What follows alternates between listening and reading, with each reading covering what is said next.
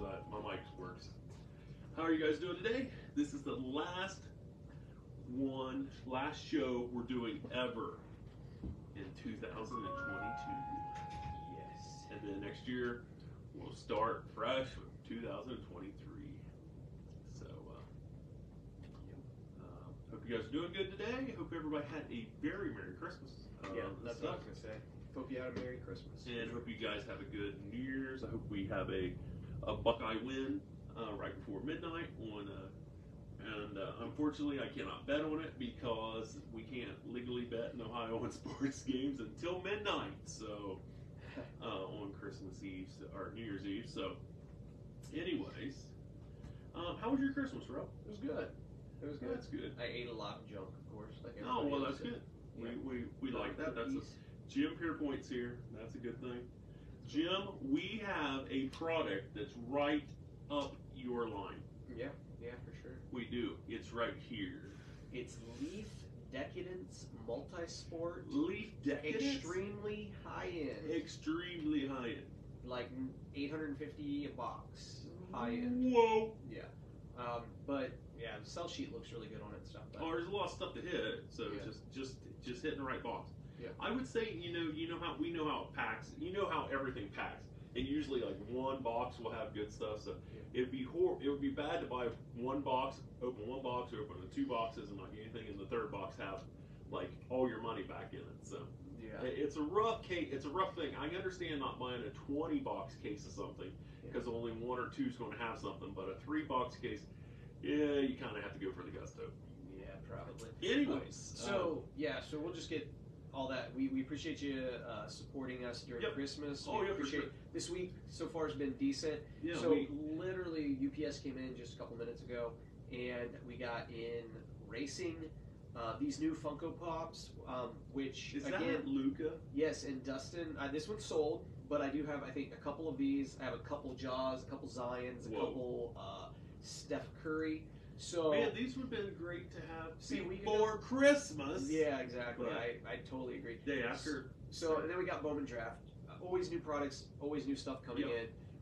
But we tried, like in our thoughts today, we tried to kind of get organized in a way that there wouldn't be a lot of small talk. Sure. This would actually be more informative and just a little bit more, not cut and dry, but just more to the point. Less talking about the local shop and stuff. Yep. You can go to GameTimeSportsCollect.com, find out all about us, and check the events page, check the local hobby shop page. For sure. But so we are jumping in here, and like Bill said, it's the last day before last live we will have before the first of the year. Yep. And I actually titled this Part 1 because I'm not so sure we're going to get through this. We're going to stick to about a 20-25 minute format. Okay. And we're going to get through this maybe halfway. We're going to go for more information and less time. Yeah, we are. So how we've done this is we've jotted down 5, 6, 7 total topics of areas that we think are significant to the sports card hobby, and we're going to just kind of go back and forth and talk about what we see happening. We might differ in opinion, we might be together, on opinion, but just give you some insight of what we see. One of us might be right, and one of us might not be. Yeah, one of us could be right, one of us could be wrong. It's probably and there might be some insights behind the scenes that that we see or whatever. So let's start with the topic of card grading. So I'll let Bill go first because I'm not big on it. I don't know that. Okay, card grading. 2023 is going to be insane. You are going to see PSA, Beckett, SCG, and CSG basically push out the little guys.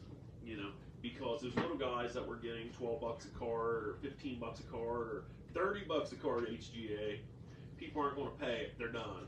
They're like, I don't care. I don't care if you're not going to charge me a premium for a higher price card. I'm not going to pay more in the first place. So, and with SGC like coming in and doing this year's Bowman at like $9 a card is really basically to come back from PSA coming back saying, hey, we're going to start doing any base card rookies for $12 a card.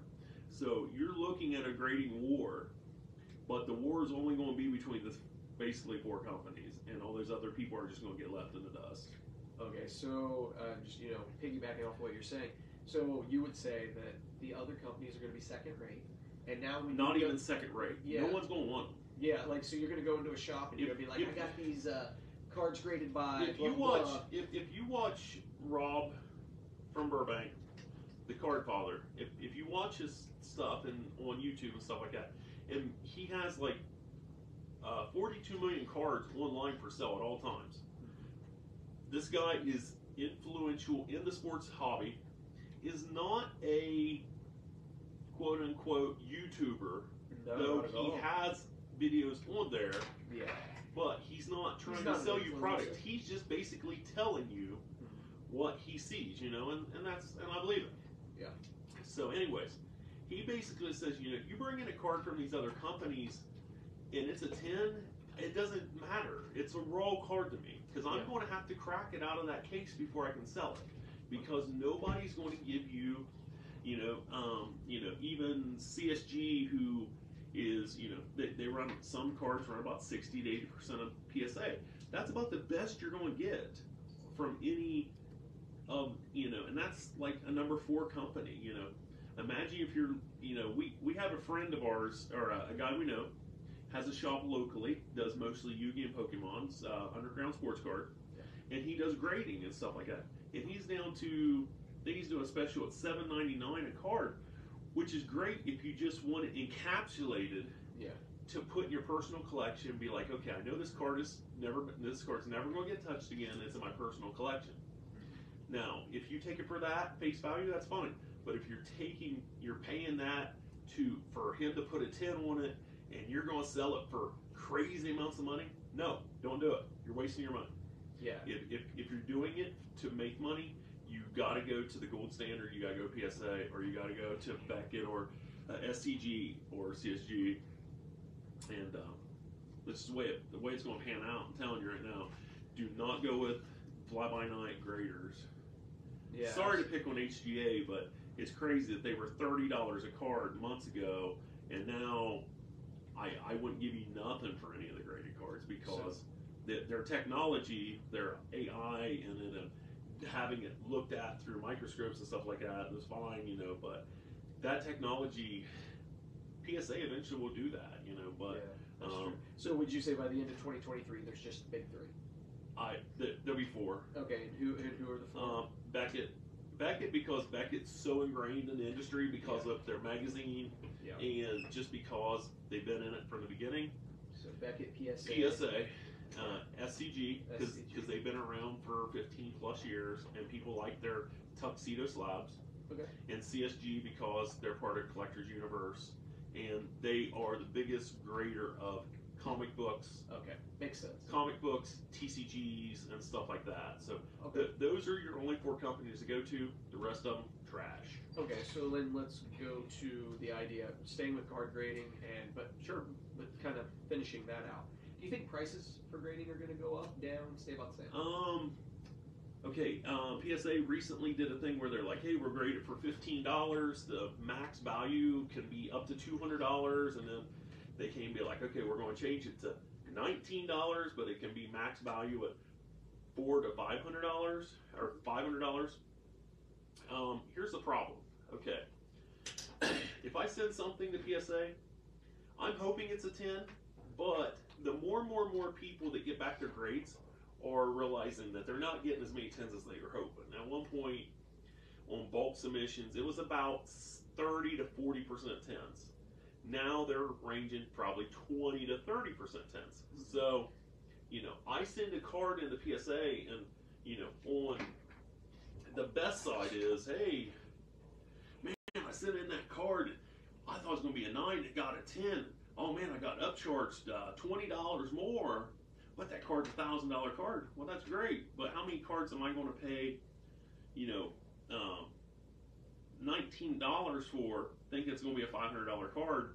It comes back and it's a 9, and it's only an $80 card. Now I gave them a fourth of the value of the card, and that's assuming I got the card for free. I had money in the card, I bought it, so if I bought it for 20, put 20 in it, there's still money to be made, but you're not going to, I don't like that they base it. You should know the price of grading up front. It should be told to you, hey, it's this price. They shouldn't be getting you on the back end because you're getting a better grade. Yeah, absolutely. So I would say normally what happens is competition narrows, prices increase. Yes, but that's not going to happen in this market. None of the competition in this race are going to go, and they're all backed financially well, so they're not going anywhere. Yeah, so there's going to be 4 people still in serious competition, but prices aren't going to go down, are not going to go up too much.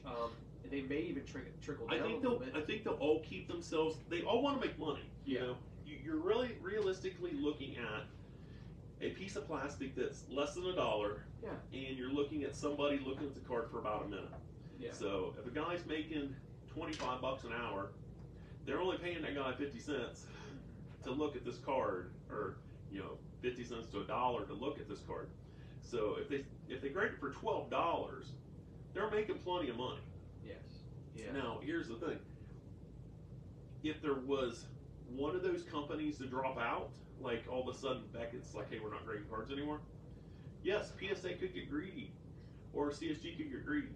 But with 4 people in the forefront of it, I think it's called the checks and balances system. It's kind of like the United States government.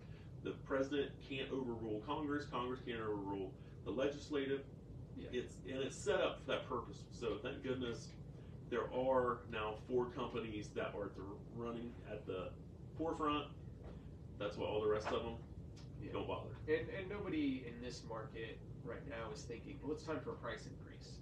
You're thinking, everybody was scared that it wasn't going to come down under $30 a card. Yeah. Because you can't send a base card. Talk to a guy who does vintage a couple years ago, and I was like, hey, what do you think about graded cards? He's like, well, if the card's past 1972, I can't grade it, because if it comes back at 8, they're charging me $8 a card, and they only sell for $8 a card. Yeah. So, and then I talked to him recently, and with the price increases, up to $30, he's like, I can't send anything newer than the 1962 tops, because unless I get a 9 or 10, I'm losing money. So, and when it all boils down, collecting, not collecting, flipping, not flipping, nobody wants to lose money. Nobody wants to pay. I don't want to pay PSA $19 for something I can only get $10 out of. That's almost, that's just not something I want to do. And when you go on eBay and you buy slabs off people that they paid, minimum they paid was $8, and you're buying them for $3, well, they evidently either submitted so much that they don't care to lose money on the back end, or the grades were so bad that they had to get rid of them. And I don't mind having 9s and 8s and 7s. Okay. It's still the same card. So, this is just a follow-up question for grading, and then we're closing this and going on to YouTube stars, or YouTube influencers. Mm-hmm. Is that us? Yeah, that's me. Okay. I'm just kidding. So YouTube stars and stuff is what we'll get to. But just follow-up question: how important of a role do you think card grading plays in this hobby in 2023? Because, and I'll just set it up with this: in 2015, it played almost no role at all. You are going to, at some point, I'm not saying 2023, probably 2024, you're not going to want to buy anything that's not graded. Okay. Especially vintage or older, because the new regime, I'll call them the new regime from the 2020 on, and they want to comp everything. Oh, this comps with this comps with that. Well, you can't comp a Mickey Mantle that you don't know what the grade is. So if you grade it, at least you have a point to try to figure it out. Now, of course, the only caveat to that is your new product just released, and nobody is going to, unless you express it, no one's going to get it back within 60 days of it sitting out with PSA if you're doing the cheaper way of sending. So the importance, for me, this is just the way I look at it. The importance for me probably stays the same or slightly decreases in 2023, and here's why. Because I think that there's a bunch more collectors in the market, and they are interested in their dollar going farther. And I think they would rather have the card, quote unquote, than the card at an upcharge graded. And maybe they might do a lot of grading themselves. I think more of them would prefer to buy it raw because they know they can grade. Yeah, now I would say that's the caveat.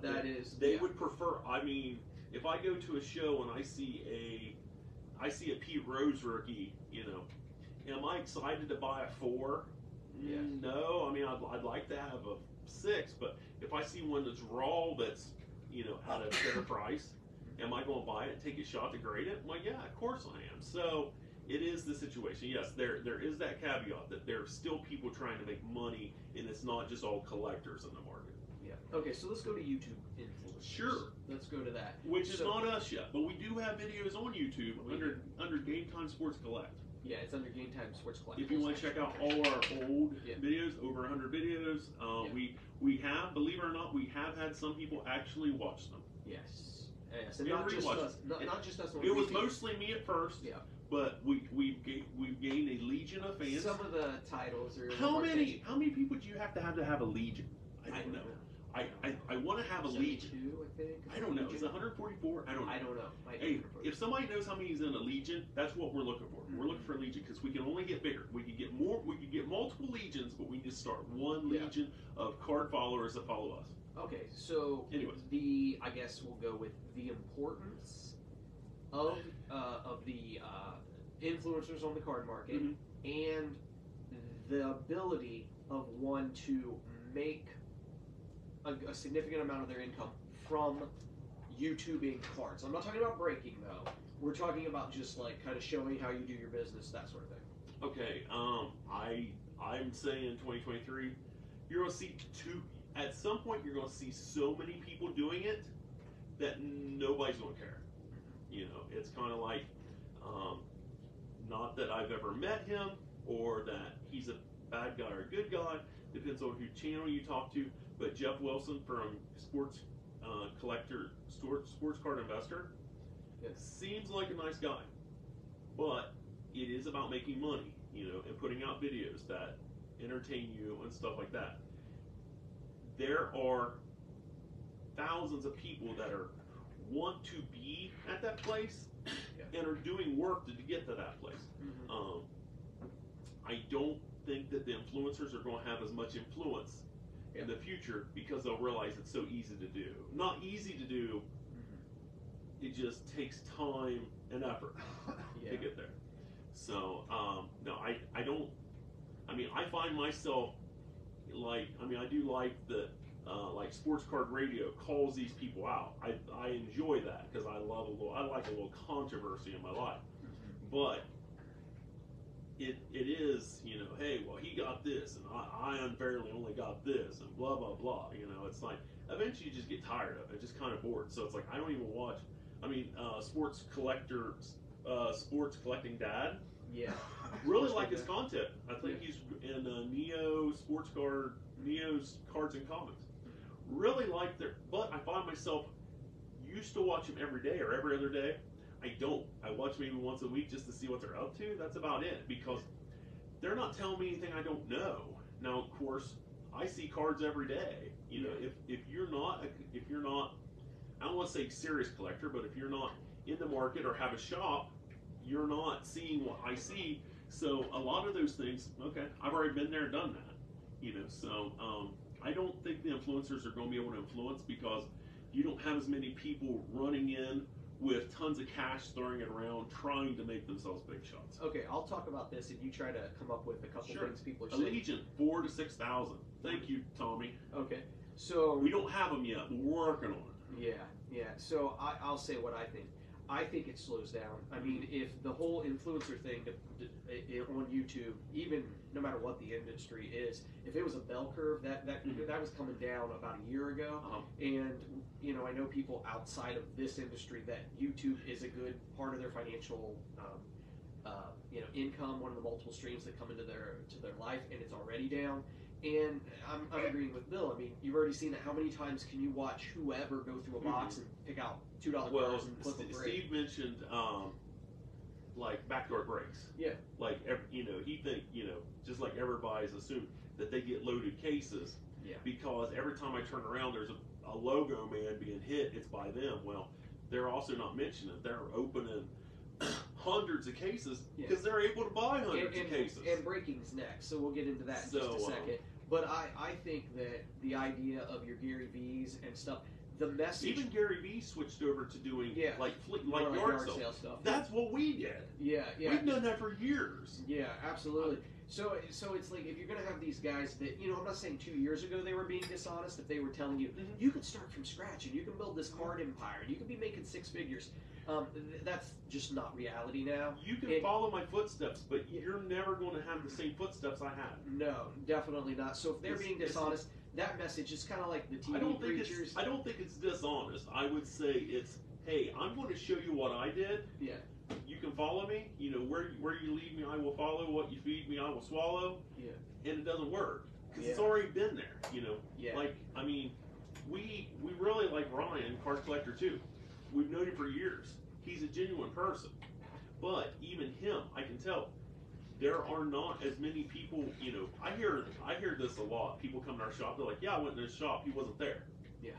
Well, Ryan told me himself, he would prefer to be in his shop, but he's riding the wave of and he should of the influencers. Yeah, and he should. Yeah. He's got to do amazing things over the last year, meeting, Trevor Lawrence and going to England and all this stuff. Dude, he's done a lot of stuff, but I find that the influencers is kind of already hit its peak, and it is on its way back down. For cards, the influencers were not just about collecting; they were about you being able to mimic them. Yes, and be many versions of them, like Gary Vee, and that's just over. And then also, I agree with you about card radio. Like I do like that they call out some people. I do like that they're not worried about kissing people's butt. But at the same time, every time it's guess what? It's some bait and switch title about something, and now this guy's gay or whatever, or he is involved with the Russian mafia. I mean, we don't. It's just a bunch of stuff that nobody cares about. It's just Rick is listening, but only to you. Yeah, I know. That's what he should. He's a smart man. He's a smart man for sure. Like for example, when I first started watching YouTube for this. Now, granted, Ryan had been on Instagram for years, but it just started in the YouTube as much. But I honestly was watching Sasha T. I was watching him a ton because I enjoyed his content. He's like, hey, I'm flipping, blah, blah, blah, I'm doing this, doing that. You never see Sasha T because it's kind of went through, Mojo Breaks. You don't hardly see them. They're not doing a bit, everybody's trying to do a video a day because I need all this follow.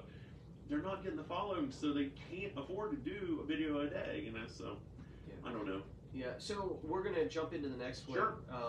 But I'm going to preview the next few. So we're going to jump into breaking and whatnot. Okay. Then we're going to talk about local hobby shops. Then we're going to talk about the Fanatics takeover. And then we're going to end with the general health of the hobby, but I'm warning you, there's no way we're going to get to that. We're just going to cover one more. We're going to do the breaking and whatnot. Okay. So let's go for that. Okay. Whatnot is in itself an answer to the question. What and the word not. When Whatnot started, was a very good place for people to go on there and sell stuff and get more value than what they thought they could. Because there is, I know you won't believe this, but there is a band of people out there that just hate eBay. Literally hate eBay. I sell on eBay. I'm not saying they're my best friend. They, this and that. But eBay is in itself a selling platform. Whatnot is a selling platform. But if you go to eBay, I see more people. Since you're on there already, you're going to try to comp it for what the last one sold for. Whatnot's not a platform like that. You're literally bidding against other people. So Whatnot for us was a no-go because I don't want to sell cards for $1. If I go to a show and buy a card for $1, Trevor Lawrence rookie, I bring it on, put it on Whatnot, unless I got a huge community following me. More than likely, I'm selling it for $1 or $2. Now, this would have been back 6 months ago. Beginning of the season, Trevor Lawrence, people didn't know how good he was going to be, blah, blah, blah. Now, at the end of the season, Trevor Lawrence has put together a pretty good year. Yeah. those cards, I'm never selling for $1. Yeah. I don't care who comes in the shop. I don't even have them out because I collect. I'm holding them back. I'm technically hoarding them. Bobby more than me, but Yes, I am. but anyways, I'm looking at the future value, not the current value. So Whatnot for me and Bobby was a no-go, and for Rob, it was basically he was putting the wax on there, basically at cost, to try to generate a community or try to build these rooms and stuff like that. And by the time we actually got it all figured out and on there, we were late to the party, to be honest with you. Yeah. And if Rob wasn't going to do a pin the tail on the donkey, or Bobby dress up like a clown or whatever to get people to watch, nobody pays attention. So Whatnot, if you take it at face value, it's a selling platform. You may get people to watch, you may not get people to watch. It's fine. But if you're planning on going there, because everybody and their mother came in the shop for 3 months, was like, I'm going on Whatnot. Tell me what you know. And we did. We told everybody everything we knew.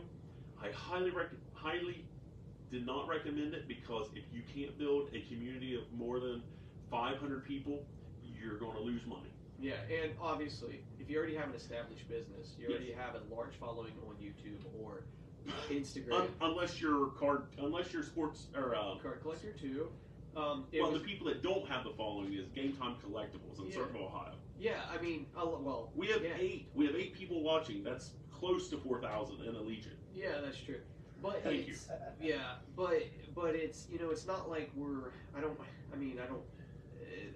it's not like we're real small potatoes comparatively to other people who are trying to do it. There are smaller potatoes than us. There are smaller potatoes than us. Now they might be hard to find, even harder to find than our shop. Yeah. But they might be harder to find. There are. But I mean, we were there with social media presence, somewhat website, blah blah blah, and still nobody cared, and it was a lot of work. And for me, and it'll lead back to the other thing. For me, I had a couple guys coming to me, 2 different guys again, saying, "Hey, well, I'd break. You just give me the opportunity. I'll go to your old page and break." So even right before I think around Halloween, I did some marketing. Like, we're going to resurrect this from the grave. And those guys and I just haven't touched base. We haven't came to a conclusion on what exactly could be done there. But I mean, I've got enough stuff to do. I don't really want to do that. Now, that said, to me, that makes more sense than Whatnot. You either, if you have enough of a following and you have any marketing ability whatsoever, you could just build the platform at which you're wanting, Facebook page or whatever. Whatnot what technically you should do, honestly, is start a Whatnot, get a community, pull the community away from there to your own webpage. Yeah, that's exactly what you should do. Because Whatnot's taking 13 or 11.25% of your sale. Something like that. When you don't have to do that. Yeah. Literally, you go Whatnot. Sorry, Whatnot, don't ban me. I don't care. Ban me. I don't care. Anyways, you go on Whatnot. You build a community. You take them to your own webpage, and you deal with your own customers regularly, and they become customers of you, not just customers of this company, and they happen to see you pop up there. And then you schedule. You say, hey, at 7 o'clock, I'm going to be on here. Hey, who wants to buy? That's what I would do. And breaking, as for breaking, I will say this: breaking has got a lot better from last year to this year for football, because the prices have came down, because people aren't going after the 5 quarterback class, and except for what is it, Absolute's really high this year still, but like Score and stuff like that, it's fair. It's a very fair price. So if you get in a break to buy a team for $20 from a box, or a case, and it was $50 for a team, that's not bad. But it's when you're buying your teams for $500 a team, or a random. Don't buy randoms. I absolutely hate randoms, because that just shows me that you are literally just gambling. If you're on gambling, that's fine. There's a casino somewhere around you. Or if you're in Ohio, you now, as of the first year, can gamble on sports. You don't have to gamble on a $500 box and a National Treasures break and all that. So I'll finish up, and then you can close out with just in general stuff. Yep. But breaking and Whatnot. So Whatnot was a necessary evil, I believe. It still could be a necessary evil for your business, but talking about that bell curve thing again, kind of unlike the YouTube thing where I'm kind of like, hey, it's kind of going like this. I think, Whatnot kind of went, and it's already like almost a cliff. Yeah. The people that are exiting it, the people that found it, wanting well, to there was try. Star Stock. Yeah. Everybody was sitting in the Star Stock. Yeah. There's stuff on there, blah, blah, blah. And it more or less it's a fad. No, I'm not saying it's from all those going to companies completely go away. the companies that have lasted are the companies that were non BS and stuff like that, like CompC. They've been around forever. And it's not an auction, but you go on, a person puts a card on what they want for it. If you want it, you buy it. If you don't, you don't. Yeah. But the auction platform, I see a lot of people getting away from that because they do get crazy when you're like, I really want that card, and then the guy overpays, so making you overpay. So yeah, and so breaking in general, here's what I'd say, and then I'll kind of sum it up. Breaking in general is a necessary evil. I think if you're going to carry wax, and I've had people better than me tell me this, to my face, for sure, that I should have been breaking for quite a while. Would that be Sean from Steel City? Well, he did, for one, and he's right. I should have, I shouldn't be doing that. That should be an established thing. But at the very least, that's got to be an option. You've got to be able to be like, hey, yeah, I'm willing to go live on Facebook and do that. I mean, we're in a shop in Circleville, Ohio, that's seeing 5 customers a day, on average. So we've got to be willing to do that for sure. And then that would just tie into, well, I'll say this about breaking. I don't think breaking's got room to grow. I really don't. No. I think breaking, if anything, is heading down. One, everybody and their brother did it, and people that so many people lost money. Yeah. Even if they hit a big card, the card went down, and now they're like, oh man, I paid $1,000 for that break. Man, that card's $2,000. Now it's a $500 card. Yeah, and I think this downturn in the market is going to kind of clear out some of the competition in that. For so sure. Maybe some of the guys will be okay. But also another problem with breaking is actually a more balanced card market where boxes are coming in at 150. People are going to take a shot again. They're not going to be like, I just want to get, because hopefully maybe I'll get Rodriguez or whatever. Yeah. They're going to I'll buy the box for 150 and try to get a Rodriguez. Oh yeah, and you don't have to wait for someone to send it to you. Yeah. And hoping, And hoping. So, but I just want to be clear about this, and we might talk about this next time. In any way saying Whatnot's not absolutely necessary or maybe even a good thing for you to do, or it's not going to have much significance in the hobby, and breaking maybe on a slow decline on importance and significance in the hobby, being online is only going to be a growing thing. For sure. It can't go down. It's less and less and we'll get to local hobby shops, very next thing on our next live. But local hobby shops cannot depend on people who physically walk in their door and pick up merchandise and do that to be your primary income. Yep. That might have been okay in 2000, 2005, but that is not okay now for the life and health of your shop. If it's eBay, if it's Facebook Marketplace, if it's whatever. You have to be online. And one of the other things we'll talk about next time will be we'll talk about last time. We'll talk about last time. We really are back to the future. We are back to the future. Yes. Yeah. We will talk about next time is if you go to, because everybody's like, oh man, I've had people admit, oh man, the card hobby's down, blah blah blah. I'm like, you know what? I'll tell you what I see when I go to shows, and they're full of people, and people want cards. Now, granted, a lot of those people are flippers and stuff like that and may not overpay, but there's plenty of people out there still collecting. So I assure you, it's not a dying hobby. Yeah. It needed a reset, and it finally got a reset over this last year. So. Yeah, and I'm just going to comment on something David Franklin said. I'm a lot smaller potato, and he's just being funny. But I do think that did happen where you literally had, when cards went crazy, you had these guys that were like, here's the top 10 guys, in the hobby. And everybody benefited from it, from the increase. But if Fanatics gets all their ducks in a row, and we're going to talk about that next time, if they get all their, ducks in a row, it's going to equal the playing field. And that whole allocation business is gone. And it's going to be whoever can show up and actually buy a case of this and then buy the next case of that and have a distribution channel. Those are the people that are going to be able to make it in this hobby.